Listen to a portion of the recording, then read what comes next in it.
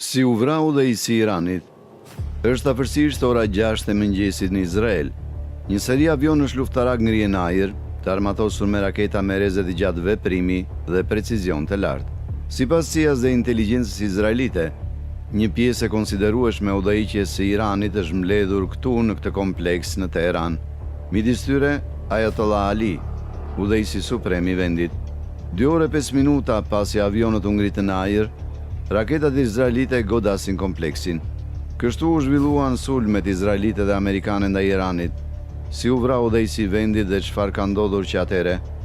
Deri në kohën kur publikohet kjo video, mund të kenë dalë detaje të reja.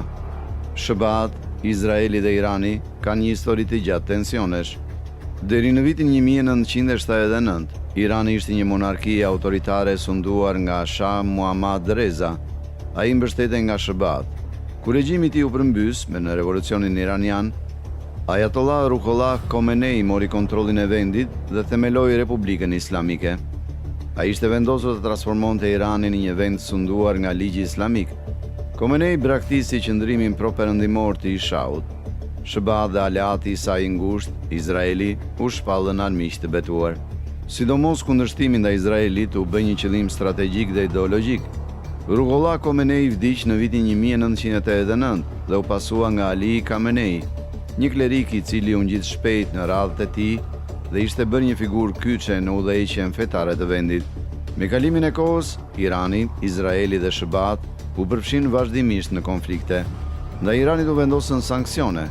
Irani u bë një financues kryesor i milicëve anti-izraelit në rajon. Në vitin 2002, u zbulua se Irani po pasuronte uranium në 2 vende sekrete. Uraniumi pasuruar mund të përdoret për reaktorë bërthamor ose armë bërthamore, një frikë që Shëbat dhe aleat e saj kishin pasur prej kohësh. Irani ka mohuar vazhdimisht pretendimet e tij për kërkimin e armëve bërthamore. Shëbat dhe Izraeli bën shumë përpjekje për ndaluar programin bërthamor përmes sulmeve kibernetike, vrasjes së shkencëtarëve kryesor dhe veçanërisht në rastin e Shëbatëve përmes diplomacisë. Në vitin 2015, administrata Obama dhe regjimi iranian ranë dakord për një marrëveshje bërthamore. Kjo është një ditë e mirë sepse, edhe njerë, po shohim se çfarë është e mundur me diplomacinë e fortë amerikane. Sipas marrëveshjes bërthamore që ne, aleatët dhe partnerët tanë, arritëm me Iranin vitin e kaluar, Irani nuk do të ketë në dorë një bombë bërthamore. Megjithatë, në vitin 2018, presidenti Trump u tërhoq nga marrëveshja. Fakti është se kjo ishte një marrëveshje e tmerrshme dhe një anshme që nuk duhet ishte bërë kur, që atëherë marrëdhëniet janë tensionuar. Në vitin 2025, në mes të negociatave të reja, Izraeli dhe Shëbat nisën një seri sulmesh ajrore ndaj Iranit, duke përdorur bomba bunker shkatruese. 3 centrale bërthamore iraniane u dëmtuan rënd. Në të njëjtin vit, Irani u zhyt më thellë në një krizë ekonomike. Moneda ra, çmimet e ushqimeve u rritën ndjeshëm, njerëzit u frustruan.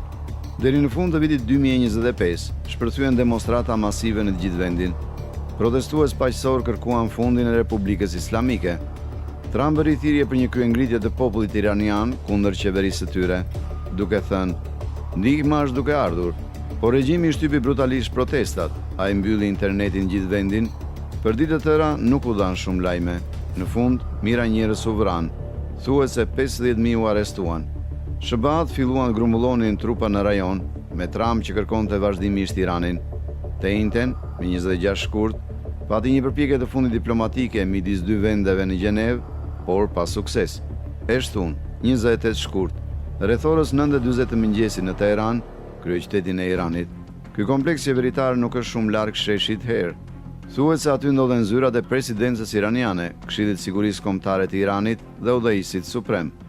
Që nga viti 2025, Shëbat me sa duket kanë fituar një uri specifike se si Ayatollah Khamenei dhe trupat e gardës revolucionare islamike komunikojnë dhe lëvizin në presion. Thuhet se CIA ka ndjekur Khamenein për muaj të tërë. Ata kanë artëzuar vendodhjen e tij dhe kanë studiuar modelet e tij. Ata janë të bindur se ai është këtu sot dhe kanë mësuar për një takim të zyrtarëve të lartë iranian në vend. Shëbat dhe Izraeli fillimisht kishin ndërmend të sulmonin natën në mbulesën e errësirës, por thuhet se kanë ndryshuar kohën e sulmit. Kjo mundësi ishte shumë e mirë për të humbur. Papritmas, raketat izraelite goditën ndërtesat. Gjatë impaktit, disa zyrtarë sigurisë kombëtare ndodhen në njërin prej tyre, ndërsa udhëheqësi suprem Khamenei thuhet se është në një tjetër. Më pas, imazhet satelitore tregojnë dëme të mëdha në ndërtesa. Tymizi po ngrihet lart. Pamjet e gjeokonfirmuara të regjistruara këtu tregojnë gjithashtu sasi të mëdha tymi në zonën e kompleksit. Një fotografi e bërë edhe këtu. Ali Hossein Khamenei vdiq në sulm. U vran gjithashtu Said Abdulrahim Musavi, shefi i shtabit të forcave të armatosura të Iranit, Ali Shamkani, kreu i Këshillit Kombëtar të Mbrojtjes, Muhammad Pakpur, komandant i përgjithshëm i IRGC-s, Aziz Nasirzadeh, ministër i Mbrojtjes. Sipas lajmeve izraelite, gjithsej 30 zyrtarë të lartë iranianë u vranë vetëm në gjysmë minute në sulmin hapës. Operacioni u quajt Luani që u lërin në Izrael dhe tërbimi epik në Shëba. Ishte planifikuar prej muajsh. Megjithatë, Masud Pezeshkian, presidenti i Iranit, mbijetoi. Ali Larijani, sekretari i Këshillit Suprem të Sigurisë Kombëtare, u zotua se Irani do të kundërsulmonte dhe siguroi vazhdimsinë e qeverisjes. Sulmi ndaj kompleksit qeveritar ishte vetëm një pjesë e operacionit. Më pas, Izraeli thuhet se shkatërroi mbrojtjen ajrore të Iranit, veçanërisht përreth Teheranit. Në një valë të tretë, Izraeli vendosi rreth 200 avion luftarak, duke sjellë pjesën më të madhe të forcës së tij ajrore në Iran. Qëllimi thuhet se ishte të shkatëronte sa më shumë raketa iraniane të ishte e mundur, sa më shpejt ishte e mundur. Shëbat thuhet se u bashkuan në rreth 30 minuta pas sulmit ndaj udhëheqjes së Iranit. Sipas The New York Times, sulmet e tyre u përqendruan kryesisht në objektiva në Iranin lindor, larg Izraelit. Ata gjithashtu sulmuan flotën iraniane. Sipas njoftimeve, anijet luftarake amerikane qelluan raketa lundrimi Tomahawk në objektivat iranian. Forcat toksore amerikane përdorën sisteme raketash artillerie. Disa qendra ushtarake dhe komanduese në Teheran u goditën nga sulmet ajrore izraelite. Shpërthimet e mëtejshme u raportuan në qytetet iraniane në të gjithë vendin. Trump publikoi një video duke njoftuar zyrtarisht operacionin ushtarak dhe i kërkoi popullit iranian të marrë përsipër qeverinë e tij. Kur të mbarojmë, merrni përsipër qeverinë tuaj, do t'i dhe juaja për ta marrë. Netanyahu më vonë bëri të njëjtën gjë. Menjëherë pas njoftimit të tyre, një sulm ajror goditi shkollën fillore të vajzave Sartibe në Minab, provinca Hormozgan. Media shtetërore iraniane dhe zyrtarët pretenduan se të paktën 175 vetë u vranë, shumica prej tyre me shumë mundësi fëmijë. Këto shifra nuk janë konfirmuar ende në mënyrë të pavarur. Sipas The New York Times, shkolla është ngjitur me një bazë detare iraniane. Shëba, komanda qendrore njoftoi një hetim mbi sulmin. Irani nisi operacionin premtimi i vërtet 4 dhe fillojnë sulmet akmarse. Raketat e panumurta qellohen në 10 vende në të gjithë lindjen e mesme. Më shumë se 200 raketa lëshohen vetëm në Izrael. Në solidaritet me Iranin, Hutitët në Yemen njoftuan se do të rifillojnë sulme ndaj rrugëve detare në detin e Kuq. Kjo në fakt i jep fund një pauze prej 3 muaj e gjysmë pas armëpushimit të Gazës në vitin 2025. Koalicioni i udhëhequr nga Shëbat thuhet se ka kapur disa dronë dhe raketa që drejtoheshin drejt Erbilit në rajonin e Kurdistanit të Irakut, pa viktima. Shumë media raportojnë më vonë shpërthime pranë aeroportit ndërkombëtar të Erbilit, ku janë stacionuar ushtarët amerikan. Atë pasdite, aeroporti ndërkombëtar i Dubait goditet nga një dron iranian, duke goditur terminalin 3 dhe duke mbyllur në mënyrë efektive hapësirën ajrore të Emirateve të Bashkuara Arabe. Disa hotele luksoze, si Bujr Al Arab dhe Fairmont The Palm, u vun flak. Nuk është e qartë nëse kjo ishte rezultati i një sulmi drejt për drejt apo nëse zjarret u shkaktuan nga mbeturinat e raketave të kapura. Por Emiratet e Bashkuara Arabe nuk janë i vetmi vendi i shënjestruar nga Irani. Në Bahrein, sulmet me raketa dhe dron goditën selinë e flotës së 5 të marinës amerikane. Pamjet tregojnë atë që duket të jetë një dron iranian në Shahed, që godet një kull afërsisht 20 minuta larg objektivit. Në Katar, Ministria e Brendshme raporton se 66 raketa balistike u qelluan në vend. Mbeturinat thuhet se plagosën të paktën 8 vet. Në Arabinë Saudite, baza ajrore Princi Sultan është shënjestruar nga raketa balistike, të cilat thuhet se janë kapur me sukses.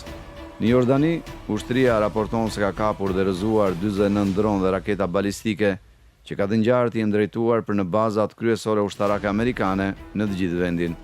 Në Kuvajt, dronët iranian godasin 2 terminale pasagjerësh të aeroportit ndërkombëtar të Kuvajtit. Në Siri, Mbeturinat nga një raketë iraniane vrasin të paktën 4 civil, ndërsa plagosin disa të tjerë. Si Katari, ashtu edhe Arabia Saudite, njoftojnë se rezervojnë të drejtën për të përgjigjur. Liga Arabe dënon sulmet e Iranit. Pas sulmeve të përgjithshme nga Irani, Komanda e lartë e NATO-s thotë se sistemet e saj të mbrojtjes nga raketat në Evropë dhe radari i saj i paralajmërimit të ershëm në Turqi janë në gatishmëri. Disa ekspertë paralajmërojnë se Irani mund të aktivizojë qelizat e fjetura në Evropë dhe Amerikën e Veriut. Ka shumë ngjarje dhe detaje të tjera që nuk mund t'i mbulojmë në këtë video, ndërsa sulmet vazhdojnë në para dhe mbrapa, kështu që le të zmadhojmë pak. Përfshirja e SBA-s në sulme është e diskutueshme. Në Truth Social, Trump shkroi këtë: "Objektivi ynë është të mbrojmë popullin amerikan duke eliminuar kërcënimet e menjëhershme nga regjimi iranian. Aktivitetet e tij kërcënuese rrezikojnë drejt për drejt Shtetet e Bashkuara, trupat tona, bazat tona jashtë shtetit dhe aleatët tanë në të gjithë botën." Është një argument për një luftë të domosdoshmërisë, një sulm po afrohej përtej detit, kështu që SBA duhet të sulmonin në mënyrë parandaluese. Por është e paqartë se si aktivitetet e Iranit rrezikuan drejt për drejt Shtetet e Bashkuara. Me sa duket, Irani ishte vite larg nga sigurimi një arme bërthamore.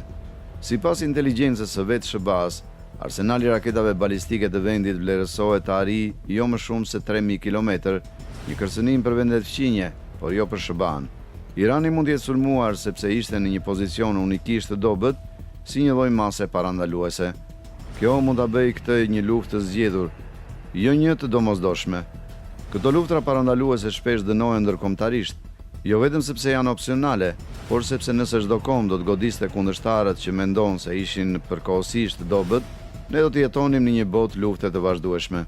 Sipas ligjit ndërkombëtar, një luftë e zgjedhur do të ishte e paligjshme.